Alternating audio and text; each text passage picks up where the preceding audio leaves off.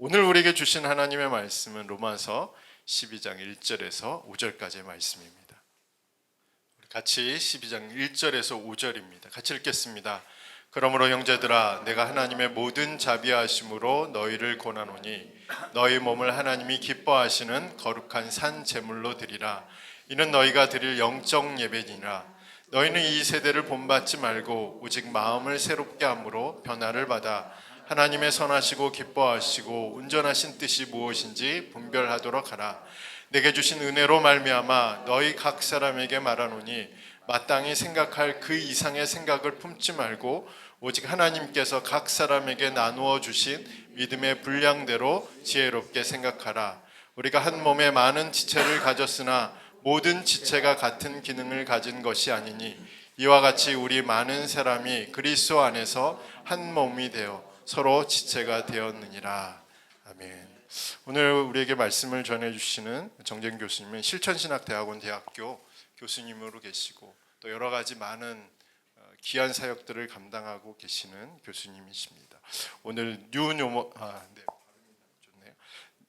노멀 시대의 교회라는 제목으로 말씀을 함께 전해주시겠습니다.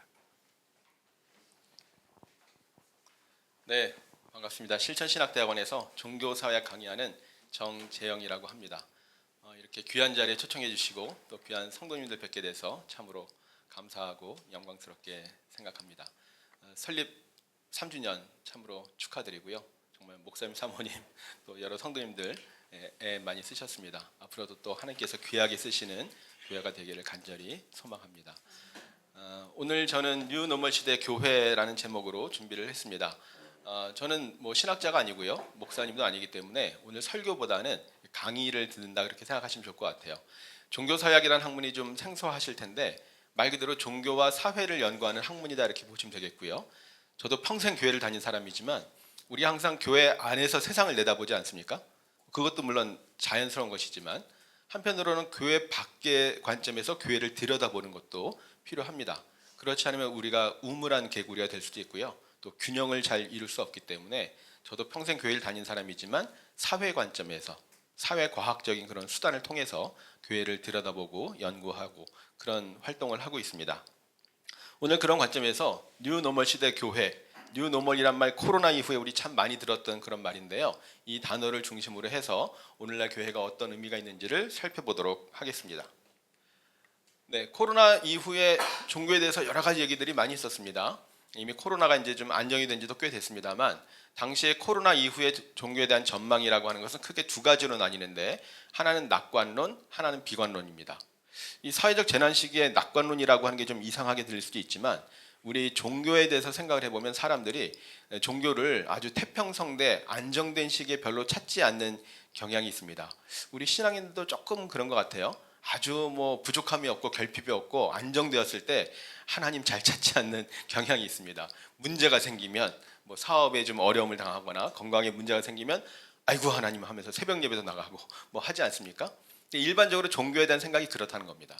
사회적인 재난은 좋은 일은 아니지만 이것이 종교에게는 하나의 기회가 될 수 있다. 그런데 문제는 이렇게 중차대한 시기에 종교단체가 잘못하게 되면 사람들이 오히려 종교로부터 등을 돌리게 될 것이기 때문에 종교가 더 어려워질 수 있다라고 하는 게 비관론입니다. 그럼 이제 코로나 지나서 이제 벌써 한 2년 이렇게 지나고 있는데 우리 한국의 종교 상황은 어떻게 생각하십니까? 다른 종교는 잘 모르겠고 우리 개신교, 우리 기독교 안에서도 종교개혁 전통을 가진 우리를 개신교라고 이렇게 분리해서 얘기를 하죠. 가톨릭하고 분리해서 개신교라고 합니다만 기독교라고 해도 되지만 정확히는 개신교라는 표현을 씁니다. 우리 개신교는 어떤 상황일까요? 좀 긍정적으로 낙관할 수 있는 상황이 되고 있습니까? 그렇게 보기 어려운 여러 가지 통계들이 많이 나오고 있습니다. 최근 우리나라 종교 인구의 변화를 보여주는 통계입니다. 보시면 개신교가 지금 색깔이 뚜렷하지 않지만 약간 주황 색깔이 나는 제일 오른쪽에 2023년도 기준으로 16.6이라고 제일 위에 있는 게 우리 개신교입니다. 현재 우리나라에서 신자 수가 가장 많은 종교는 뭘까요? 지금 보셨습니다만 개신교잖아요. 근데 많은 분들이 원래 우리가 제일 많지라고 생각하시지만 그렇지는 않습니다.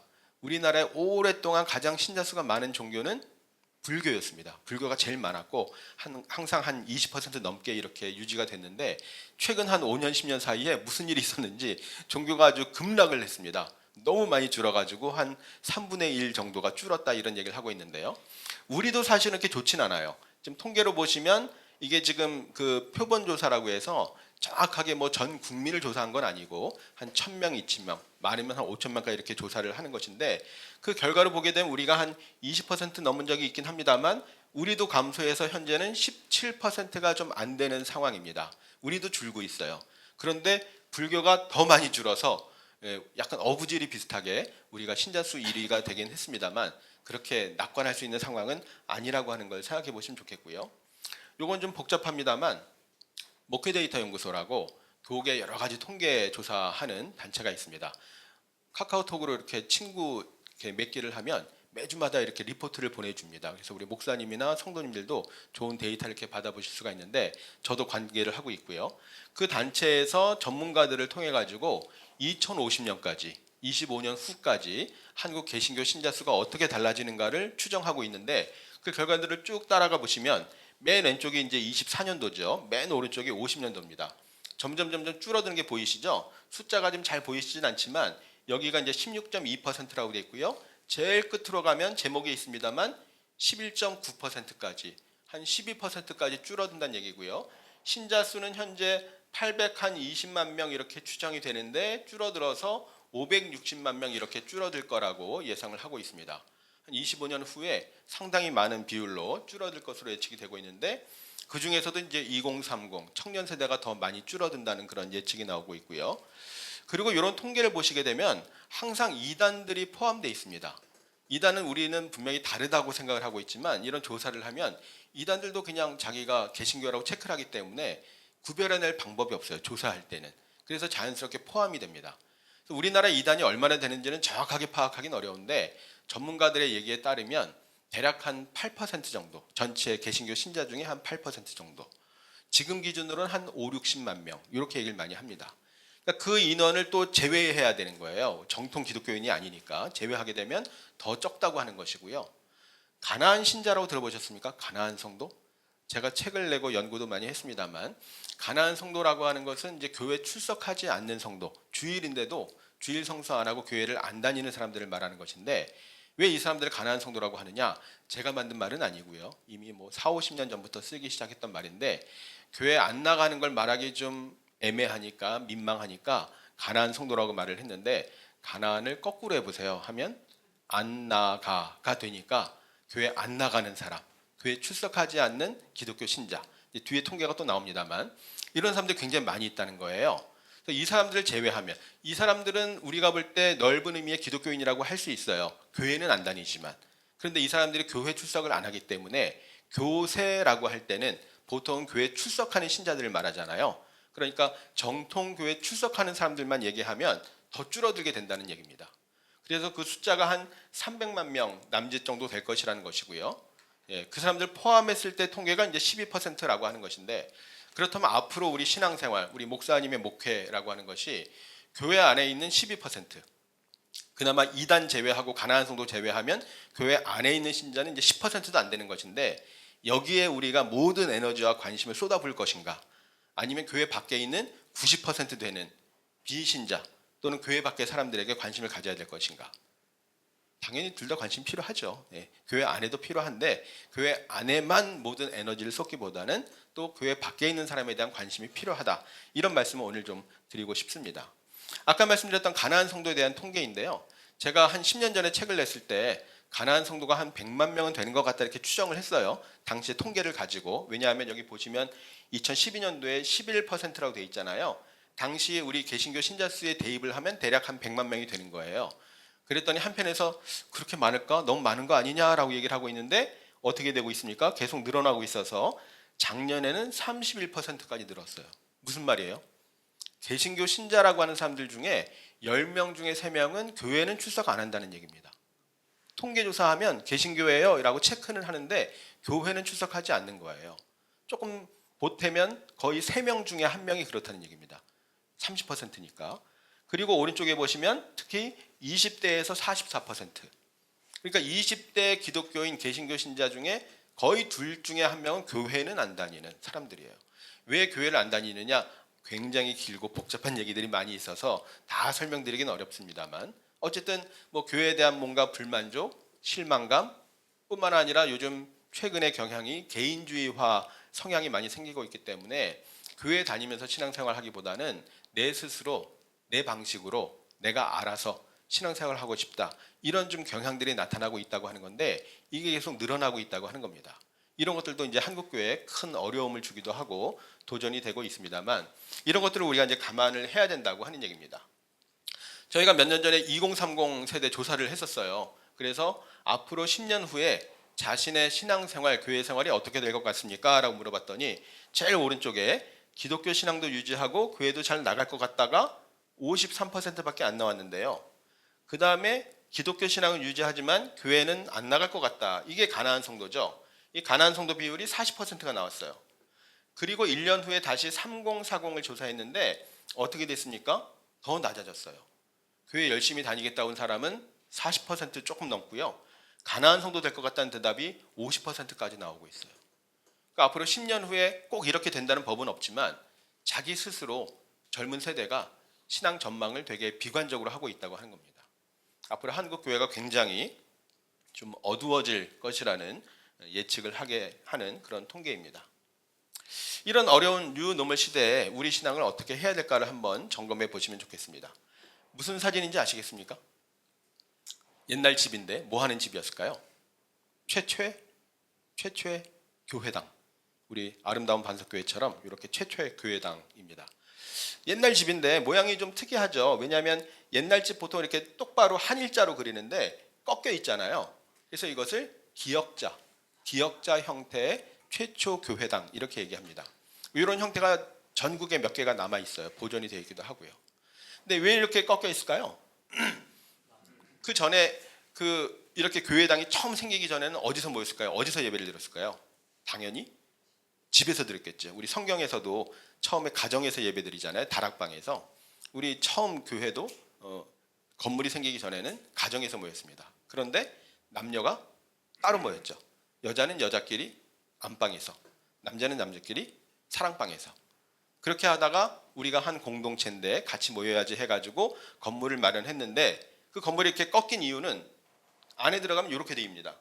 그러니까 가운데 목사님, 선교사님 계시고 남자 한쪽에 여자 한쪽에 따로 떨어진 거예요. 남녀 7세 부동석 이런 거 들어보셨죠?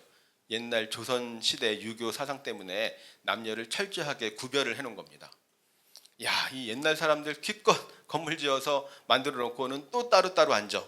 야, 참 고리타분하다, 구태의연하다 할지 모르겠지만 당시 기준으로는 굉장히 혁신적인 남자 여자가 한 공간에 들어가서 뭐 예배를 드린다고 있을 수 없는 일이 사실은 있었던 거예요. 당시 그런 조선 시대에 그런 관습이 남아 있긴 하지만 이 자체가 사실 되게 대단했던 그 역사를 보여주고 있습니다. 이렇게 남아있는 교회 중에 하나가 금산제일교회라고 여기서 이렇게 멀지 않은 교회인데요. 그 교회에 아주 유명한 교회사 이야기가 있습니다. 이 한 집안에 교회에서 장로를 뽑으려고 하는데 장로 후보로 한 집안의 양반과 그 집안의 마부, 하인이 같이 후보로 나왔어요. 누가 장로로 선출됐을까요? 뭐 양반이 됐으면 유명한 이야기가 안 됐겠죠. 마부가, 하인이 장로 선출이 됐습니다. 어떻게 됐을까요? 그 양반이 난리를 치고 깽판을 치고 하지 않았고요. 내 마부인데 아주 신실하고 신앙도 좋고 장로가 되기에 부족함이 없습니다. 인정을 했어요. 마부가 먼저 장로가 됐어요. 나중에 이분은 신학교로 보내서 목사 안수를 받고 이 양반도 나중에 안수를 받았습니다. 그게 우리 교회사 이야기에 나오는 조독삼 장로 이장인 목사님 이야기예요. 그 마부 출신의 목사님을 또 자기 교회에 모셔가지고 담임 목사님으로 청빙해서 모시기도 합니다. 자기 마부였던 사람을. 이게 한국 교회 역사에 나오는 이야기예요. 대단하죠. 네. 그래서 우리 신앙의 선배가 아주 멋있는 훌륭한 아까 목사님 말씀처럼 성경 말씀 따라서 하나님 앞에 차별이 없잖아요. 종이나 자유인이나 헬라인이나 유대인이나 남자나 여자나 차별이 없는 게 우리 신앙 공동체인데 그 말씀대로 행한 겁니다. 그런 신앙의 모범을 보여주고 있습니다. 그 이후에 한국 교회는 뭐 굉장한 부침을 경험을 했습니다. 140년 역사 속에서 엄청난 성장을 하기도 했고요. 십자가를 세우기만 하면 교회가 사람들이 모이고 교회가 부흥했다고 하는 게 7, 80년대 아주 옛날 얘기입니다. 그 후에는 또 여러 가지 포스트 모더니티, 4차 산업혁명, 또 엎친 데 덮친 격으로 코로나 사태가 왔고요. 여기에 대해서 교회도 여러 가지로 많은 논의들이 있어서 이머징 처치라든지 사이버 처치라든지 이제는 뉴 노멀 처치를 얘기해야 되는 단계에 와 있다. 뉴 노멀 처치는 뭐 이렇게 신학적으로 정립된 표현은 아닙니다만 새로운 기준, 새로운 표준이 필요하다. 이 시대 교회는 어디로 가야 되는가? 이런 고민들을 좀 해보시면 좋겠습니다. 그 내용이 오늘 말씀에서 잘 보여주고 있다고 생각이 듭니다. 우리 몸을 거룩한 산 제물로 드리라고 했는데요. 산 제물로 드리라는 말씀이 뭘까요? 불로 태우라는 뜻은 아니잖아요. 네, 우리 주일날 예배도 매우 중요하지만 삶 속에서 신앙을 잘 실천하고 삶을 통해서 예배를 드리라는 그런 말씀이겠죠. 그렇게 하면서도 이 세대를 본받지 말고 성경 말씀에 따라서 신앙을 잘 실천하는 게 무엇보다도 중요하다고 생각을 합니다.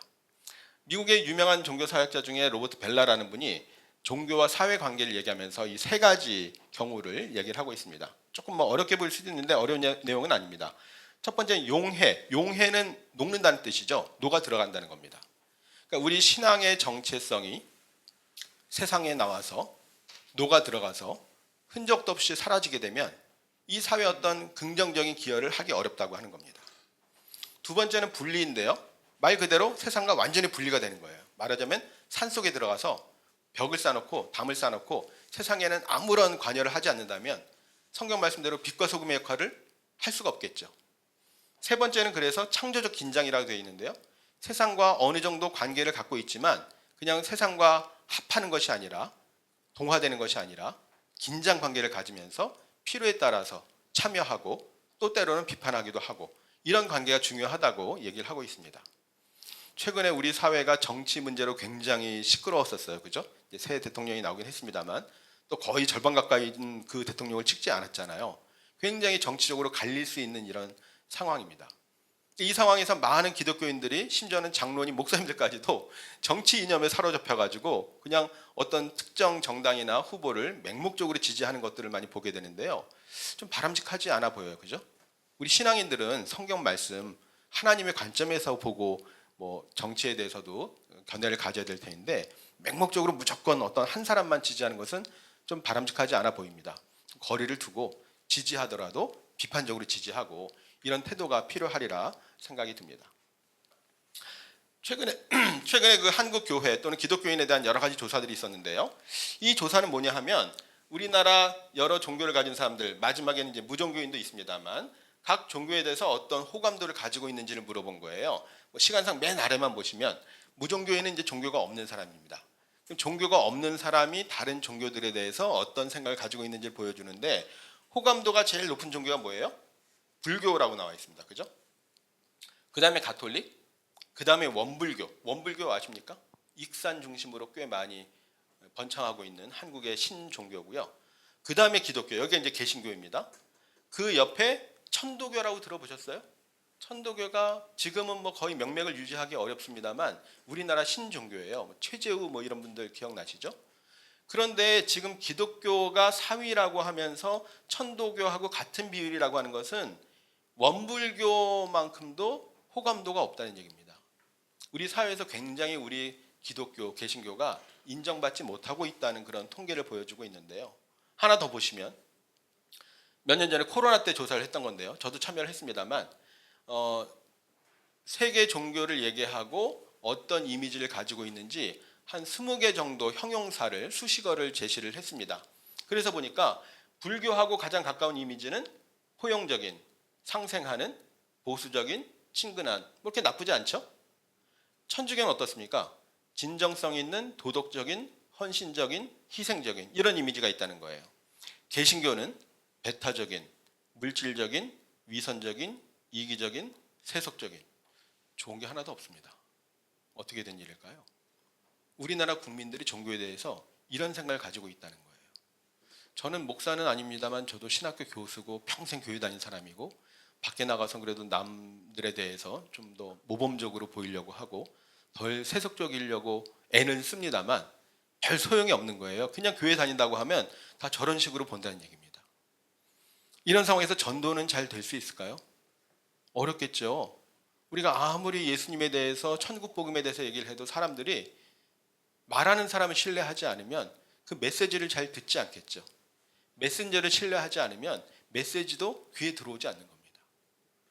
한편으로는 아니 우리 하나님 앞에서 바로 서면 되는 것이지 뭐 사람들에게 인정받는 게 뭐가 중요해 라고 하실지 모르겠지만 하나님 앞에는 바로 서 있는데 사람들에게는 인정받지 못하는 이런 모순적인 상황이라는 게 이해가 되십니까? 뭔가는 우리 신앙생활에 문제가 있다라고 하는 것을 보여준다고 할 수 있겠습니다. 제가 이런 것들을 연구하면서 본 영어 책입니다. 책 제목이에요. 어려운 단어 아닙니다. 위에 있는 단어는 뭐죠? 크리스천이티는 기독교라는 단어죠. 이 기독교는 어떻게 단어가 만들어져 있습니까? 앞에 크리스천이 있고요. 그 앞에는 크라이스트가 있잖아요. 이 단어는 무슨 의미예요? 크라이스트, 그리스도를 따르는 신앙. 이게 기독교입니다. 맞죠? 아래 있는 단어 들어보셨습니까? 사전에 없는 말입니다. 뒤에 좀 말씀드리겠습니다만 미국에 가보니까 이런 말을 쓰던데 모르는 단어지만 앞에 아는 단어가 있죠. 철치. 그럼 철치한이란 말도 없습니다만 철치한은 뭘까요? 교회를 따르는 사람, 교회를 따르는 신앙 이런 겁니다. 교회가 뭐 나쁜 거 아니잖아요. 근데 여기서 말하는 교회라고 하는 것은 그리스도께서 피로 값주고 세우신 거룩한 공동체로서의 교회라기보다는 그냥 건물 중심의 제도화된, 형식화된 껍데기뿐인 뭐 이런 좀 부정적인 의미입니다.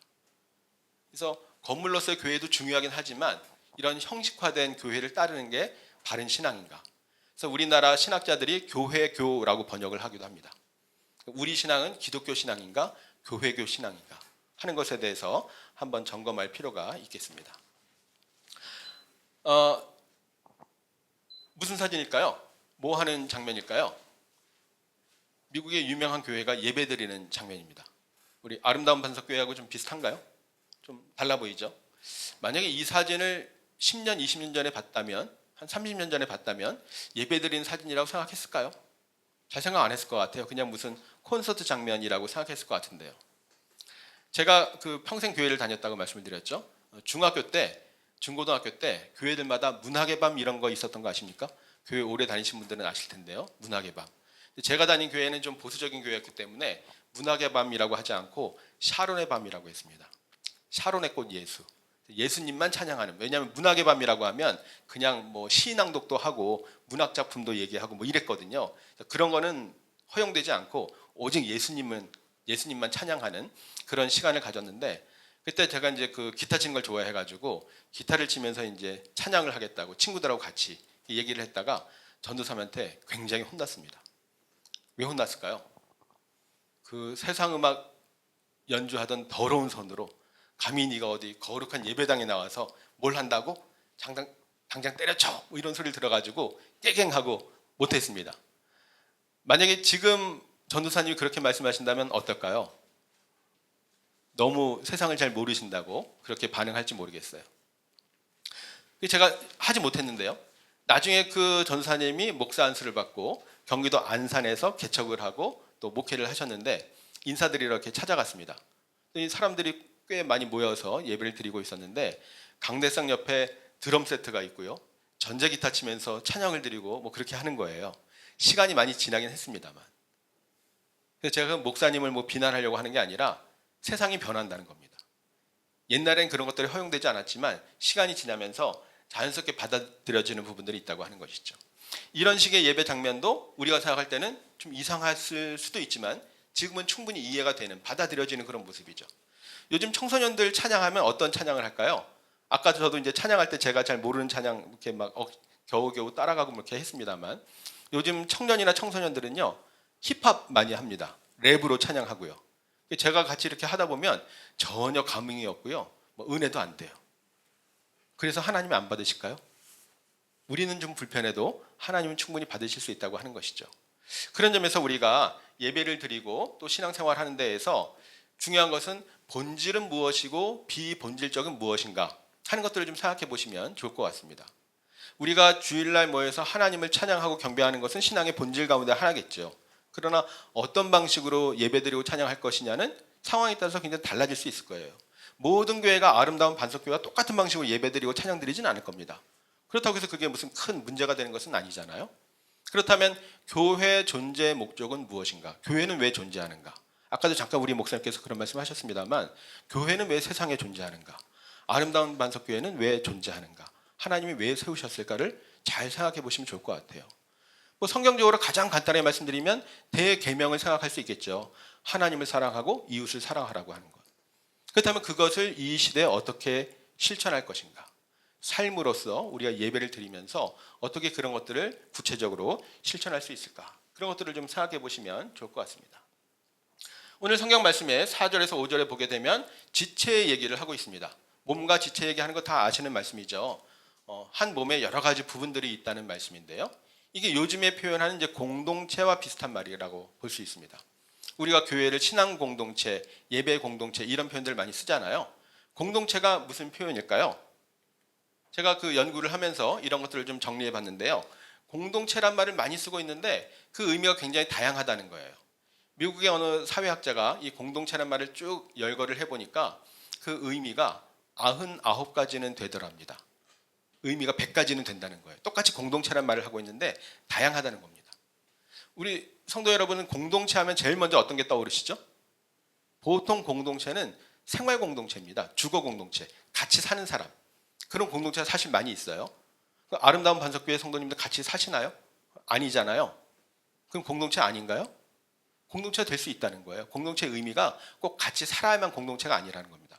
굉장히 다양하다는 거예요.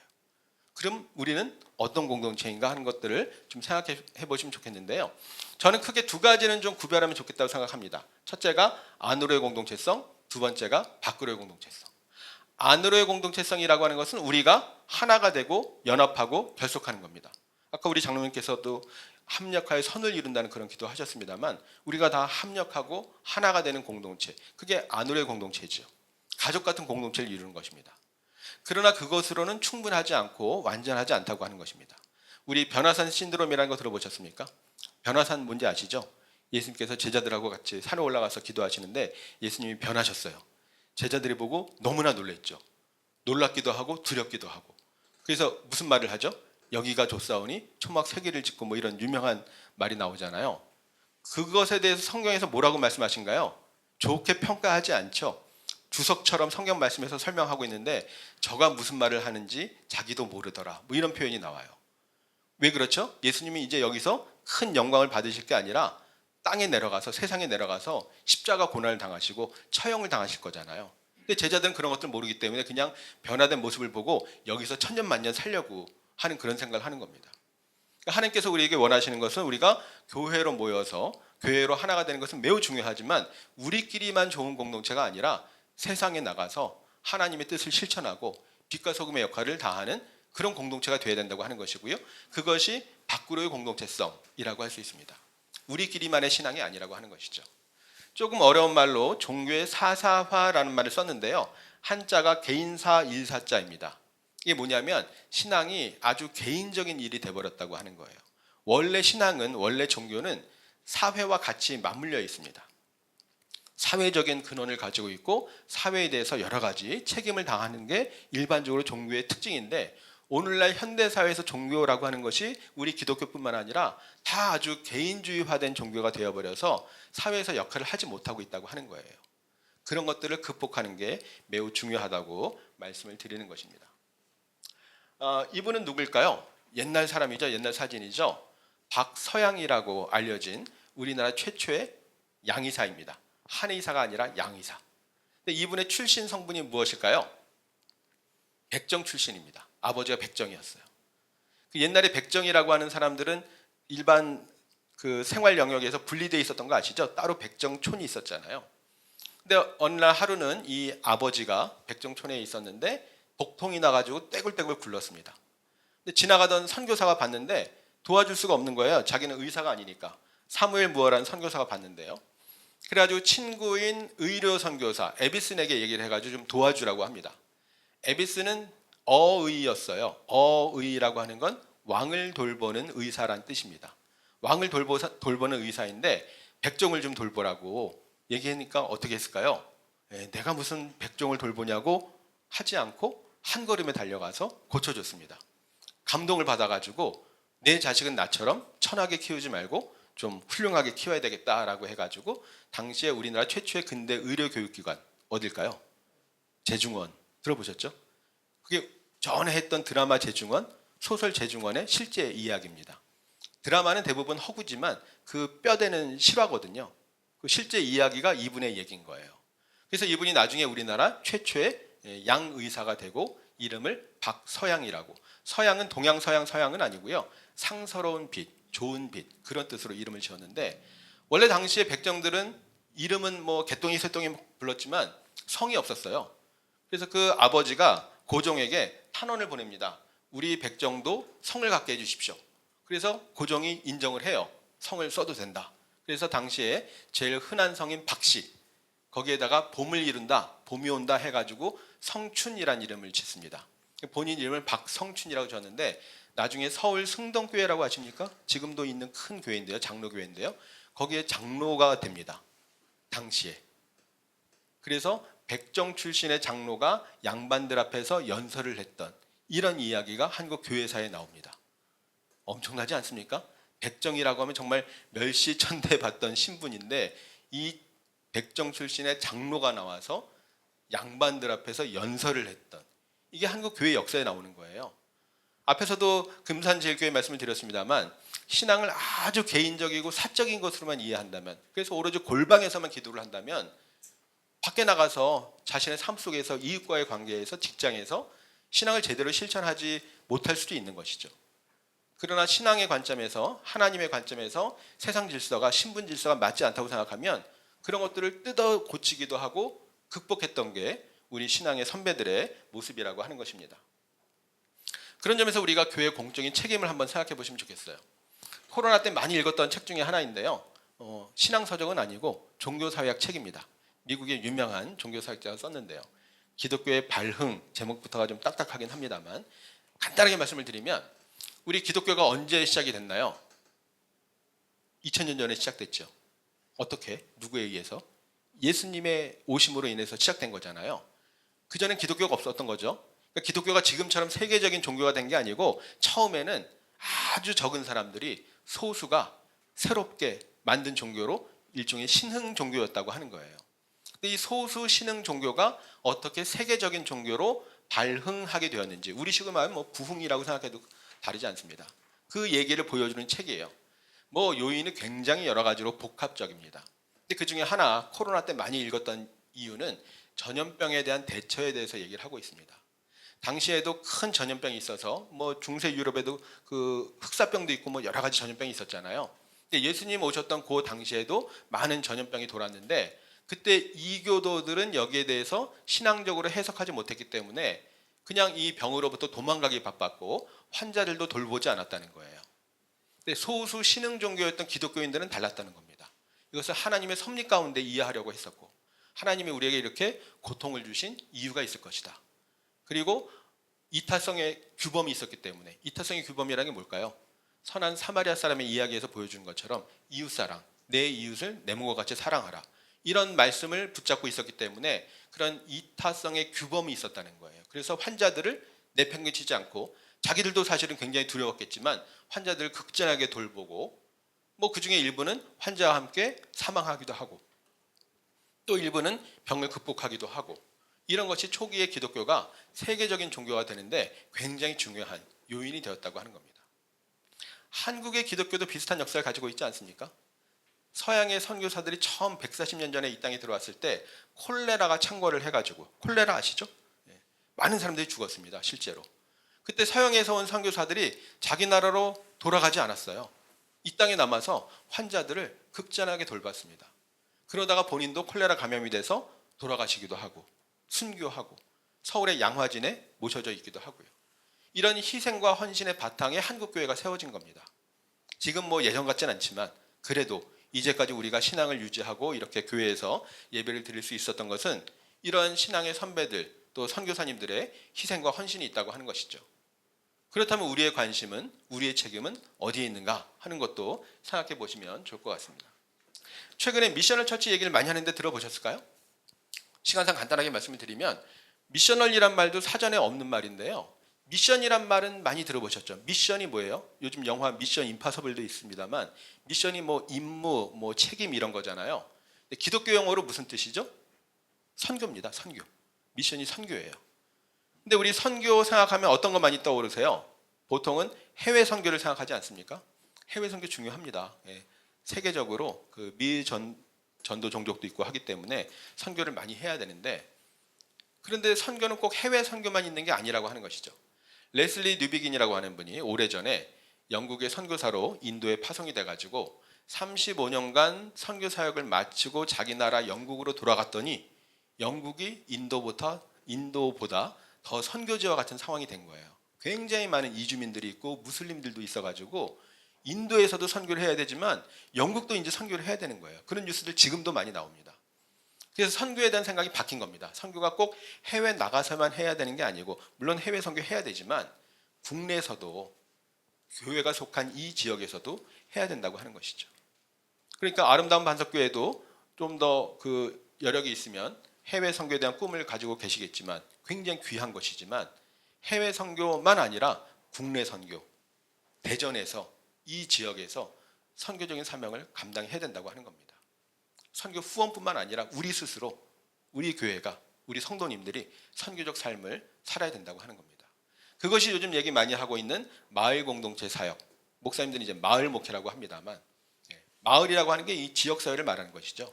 이 지역 사회에서 우리가 지역 교회라고 합니다만 선교적 사명을 감당해야 된다는 것을 요즘에 얘기를 많이 하고 있습니다. 제가 몇 년 전에 죄송합니다. 벌써 한 10년 됐습니다만 미국의 그 미셔널 처치 사례들을 좀 찾아보려고 교수님들하고 같이 미국 시애틀을 방문했는데, 거기 어떤 모임이 있었어요. 제목이 커뮤니티 디너라고, 뭐 공동 식사 이렇게 얘기할 수 있겠죠. 네. 여기보다 조금 더 넓은 자리에 원탁 테이블 한 7, 8개 놓고 이런 식사를 제공하고 목사님이 같이 식사를 하고 계셨어요. 한 3, 40명 모였는데 어떤 사람들이니까 하고 여쭤보니까 3분의 1은 한 끼 식사 해결하기 힘든 가난하고 그 없는 저소득층, 또 노숙자 포함해서 온다고 하고요. 그리고 3분의 1은 혼자 밥 먹기 싫어하는 혼밥족, 나홀로족들. 우리나라도 혼밥족들 많이 있잖아요. 그러면 3분의 1이 누굴까요? 나머지는 봉사자라고 하는 거예요. 그렇게 해가지고 둘러앉아가지고 식사를 하는데요. 우리나라도 이런 사용 많이 있죠. 뭐 밥퍼부터 해서 무료 급식 많이 하잖아요. 저도 많이 이렇게 실습도 해봤습니다. 우리나라하고 좀 다른 건, 우리나라는 보통 많은 사람들이 옵니다. 보통 몇백 명씩 와서 쫙 서가지고 배식을 하고 그러는데, 보통 식사하러 오시는 분들하고 봉사자들이 섞여 앉지 않습니다. 제가 갔을 때도 그 안내하는 목사님이 같이 앉지 않습니다. 식사는 나중에 따로 합니다. 이렇게 지침을 주시더라고요. 그래서 그분들 다 식사하고 가면 이제 우리끼리 식사하는 거예요. 별로 관계가 안 만들어진다는 느낌이 들었어요. 뭐 또 다른 방식으로 만들 수도 있지만, 근데 여기는 사람들이 한 3, 40명이니까 많지 않아요. 한 10분이면 배식이 끝나요. 다 둘러앉아서 같이 식사합니다. 뭐 노숙인도 실제로 있고, 뭐 혼밥족도 있고, 봉사자도 있고, 섞여 앉아가지고 목사님도 같이 앉아서 식사를 하시는 거예요. 그래서 목사님에게 왜 이런 사역을 하십니까? 라고 여쭤보니까 그때 하신 말씀이 아까 말씀드렸던 처치아니티라는 단어였어요. 그때 제가 실제로 처음 들었어요. 제가 영어를 잘 못해가지고 잘 이해를 못했습니다. 근데 의미가 이제 그런 의미인 거예요. 그래서 왜 이런 사역을 하십니까? 라고 여쭤보니까 미국의 목사님들이 다 교회 건물 지어놓고 건물만 지키고 있고 실제로 목회를 잘 안 하시는 것 같은 생각이 들었다는 거예요. 성경 말씀에 보면 우리 뭐 복음서에 많이 나옵니다만 예수님께서 회당에서도 가르치시고 온 도시와 마을에 다니면서 병든 자를 고치고 이적을 행하시고 천국 복음을 선포하시고 이런 내용들이 많이 나오잖아요. 예수님은 온 마을에 말하자면 쏘다니면서 돌아다니면서 사역을 하셨는데 미국의 목사님들은 다 교회당만 지키고 있다는 거예요. 이게 교회교가 되었다고 하는 표현입니다. 그래서 자기는 예수님께서 알려주신 좀 본질적인 그런 사역을 하고 싶어서 이렇게 하고 있다고 얘기를 하시더라고요. 재밌는 얘기를 들려주시는데 이분이 오순절 교단의 목사님이에요. 오순절. 그래서 영혼 구원에 대한 열정이 아주 대단하신 분입니다. 그래서 복음을 전하고 싶어가지고 딱 모이자마자 처음부터 복음을 전하려고 막 앞에 나가서 얘기하려고 하는데 사람들이 막 소리를 지르면서 내려오라고, 여기 우리 밥 먹으러 온 거지 당신 설교 들으러 온 거 아니라고 당장 내려오라고 이래가지고 입도 뻥끗 못했대요. 그런데 한 달 지나니까 사람들이 전에 뭐 얘기하려고 그러시지 않았냐고 얘기 한번 해보시라고 대신 짧게 5분만 하시라 그래가지고 5분 스피치를 하고 있다고. 그때 5분 스피치 하시더라고요. 관계가 생기니까 들을 귀가 생기는 겁니다. 아까 말씀드렸던 것처럼 한국교회에서 아무리 전도를 하고 복음을 외쳐도 사람들이 들으려고 하지 않아요. 신뢰 관계가 없기 때문에. 신뢰 관계를 만드는 게 굉장히 중요하고 이런 과정들을 통해서 할 수 있다고 말씀을 드리는 겁니다. 네, 간단하게 말씀을 드리겠습니다. 우리가 이제 뭐 교회가 여러 가지 사회봉사, 사회사업 많이 해왔는데요. 의미 있는 사역이고요. 그런데 이런 것들이 좀 큰 의미를 갖지 못하고 지역에서 큰 의미 있는 영향을 미치지 못하는 이유 중에 하나는 그냥 우리가 하고 싶은 걸 하는 경우들이 많이 있어요. 지역에서 정말 원하거나 필요로 하는 것이 아니라 그냥 이런 거 하면 좋아하겠지 하고 큰 교회나 작은 교회나 비슷합니다. 실제로 그런 사역하시는 목사님이 들려준 얘기인데요. 우리 보통 교회에서 한국 교회에서 많이 하는 것 중에 하나가 초겨울 되면 김장 봉사 많이 하잖아요. 김장 해가지고 막 어려운 분들 가서 갖다 드리잖아요. 좋은 일이죠. 근데 어떤 목사님이 복지관 사역하시는 목사님이 어떤 독거 노인 할머니 집에 가서 안부를 묻고 인사를 나누고 그리고 이제 나오려고 하는데 붙잡으시더래요. 목사님 집에 김치는 있어. 내가 김치 좀 드릴까? 그러시더래요. 독거 어르신이. 냉장고를 딱 열었더니 손도 안 댄 김치통이 3개가 새 통이 3개가 있더래요. 그래서 아니 할머니 김치가 이렇게 많은데 왜 안 드셨어요? 그랬더니 나는 젓갈 들어가는 건 안 먹는데 다 젓갈이 들어가서 비려서 먹을 수가 없어. 그러시더래요. 어떤 생각이 드세요? 아이고 없으신 형편에 참 입만 또 까다로우시지. 그냥 감사하고 드시면 좋을 텐데. 그런 생각이 드세요? 요즘 우리 GDP 3만 불 시대에 그냥 먹고 살려고 억지로 이렇게 쑤셔 넣는 분은 별로 없습니다. 한 끼를 먹어도 입맛에 맞는 거 먹고 싶어 하죠. 왜 이런 일이 생기죠? 교회나 복지관이나 여러 단체에서 이렇게 김장 봉사 하는 거는 좋은데 그냥 다 천편일률적인 김치를 만들어서 주니까 그런 일이 생기는 겁니다. 그 목사님이 해결책도 알려주시는데요. 어떻게 하면 되냐 하면 우리 성도님들도 김치를 다 다양하게 드시잖아요. 물김치 먹는 사람, 뭐 총각김치, 뭐 다 다양하잖아요. 그런 거 할 때 미리 수요를 파악해가지고 자기 거 할 때 한 통 두 통 더 하면 맞춤형으로 필요한 대로 다양한 김치를 할 수 있다는 거예요. 그렇지 않습니까? 근데 그렇게 하는 교회는 거의 없습니다. 안 하는 이유는 번거로우니까. 아니 그거 언제 다 알아보고 맞춰가지고 일일이 시켜가지고 그걸 하겠어요. 어렵죠. 그리고 우리도 좀 으쌰으쌰 해야 되는데 토요일 날 교육관에 모여가지고 쫙 장판 펴놓고 고무장갑 끼고 으쌰으쌰 하고 수육 끓여 먹고 이래 우리도 분위기가 사는데 집에서 각자 해오세요 이러면 분위기가 안 살잖아요. 사진도 좀 찍고 그래야 되는데. 누구를 위한 봉사예요? 그분들을 위한 봉사도 있지만 사실 우리 만족, 자기 만족을 위한 봉사가 되는 경우들이 많이 있다는 겁니다. 다 그런 건 아니지만 한 예입니다만 그래서 필요를 파악하는 게 중요합니다. 어떤 필요가 있는가. 나중에 우리 아름다운 반석교회도 뭔가 지역사회에서 의미 있는 일을 할 때 우리 이런 거 한번 해보자 막연하게 하지 마시고 우리 지역사회에서 뭘 필요로 하는가 어떤 필요가 있는가를 좀 파악해서 필요한 것들을 좀 하시면 좋을 것 같고요. 그 다음에 교회 자원을 파악해야 됩니다. 우리가 할 수 있는가. 큰 교회는 큰 교회대로 작은 교회는 작은 교회대로 이런저런 것들을 할 수 있는데 우리가 할 수 없는 것을 뭐 억지로 해줄 수는 없잖아요. 그러니까 우리는 뭘 할 수 있는가 이 두 가지가 매칭이 돼야 되죠.